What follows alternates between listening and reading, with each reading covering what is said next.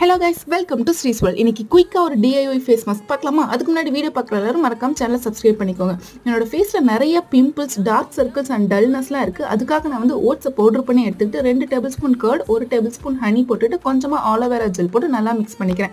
Actually பிம்பிள்ஸோட main reasons என்னென்னா hormonal imbalance, அப்புறம் ப்ராப்பர் டயட் இல்லாதது, lack of hydration, lack of sleep, stress, even mobile time, screen time அதிகமாக இருந்தால் கூட பிம்பிள்ஸ் வரும்.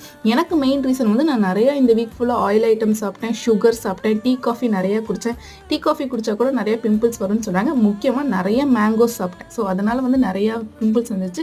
ஸோ இந்த மாஸ்க்கை போட்டு ஒரு 1/2 hour கழிச்சு வாஷ் பண்ணி பார்க்கும்போது ஃபேஸ் செம்ம பிரைட்டாக இருந்துச்சு.